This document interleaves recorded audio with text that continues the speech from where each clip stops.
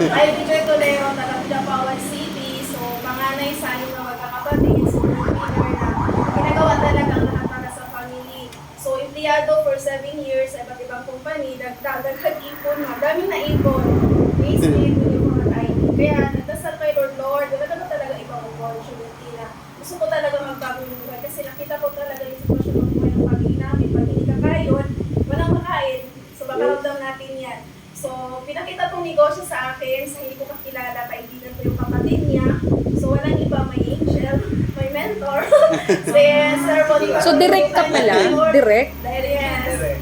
Pero, hindi agad ako nag-avail 26 December kasi gusto ko yung negosyo pero wala akong capital. So, in short, sinayang ko yung business 1 year, pero kagandahan, para talaga sa yung business, babalikan ka talaga. So, nag-decide, nag-avail, February 26, 2018 ako nag-avail. Ang kagandahan ngayon is meron ng online, dati offline talaga. So, mahirap yung learning dati. Kailangan ka babiyahe pupunta ng Jensan, o Davao, at saka Coronado kasi may office dati. So, sa pandemic, grabe malaking tulong sa akin ang pandemic kasi yan yung dahilan na nag-stand ako kasi mahihain, isang tanong, isang sagot. Oh, Pero sabi legit. nga, kung may pangarap ka, di ba? Kailangan ka mag-change, kailangan ka magbago. So, nag-decide kasi wala na ako nakita, di ba, ang paraan ba, paano ba yumaman kasi may pangarap talaga kasi isa ko sa dahilan na, isa ko sa, kumbaga ba, sa pamilya namin is gusto maahon sila sa kahirapan. So, may pangarap para sa kanila. Nawala yung magulang ko, si mama, sa hirap ng buhay. Kaya na-decide na itodo itong negosyo kasi nakita ko dito yung pagbabago.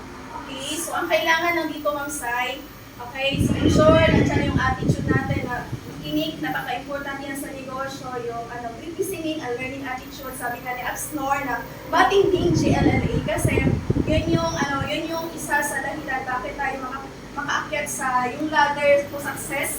Yun yung isa sa attitude na dapat meron tayo at mahalin natin ang negosyo. At always kang magtiwala sa sarili kasi wala akong tiwala. Dati kasi first time ko mag-network, so daming binago sa akin, pero unang binago is mindset. Kasi pag magbago ang mindset, sasabay yung action. O, di ba? So, basta maniwala ka, always believe 100% sa sarili kasi bawat isa sa atin, meron tayong kanya-kanyang potential. So, i-develop yan through trainings at yung gratitude sa mga mentor natin, lalo na kay Absnor, grabe unay yung mentor, walang piwa, isa sa iniidulo ng lahat. So, makinig lang tayo. At sabi nga ni Absnor, pasimula pala dapat, nandiyan na yung humble natin. At pag mas nagkaroon ka ng resulta, mas matinding humble. Okay? So, yun lang siya basta uhaw tayo sa learnings kasi sabi nga, if you stop learning, you stop earning. Tama.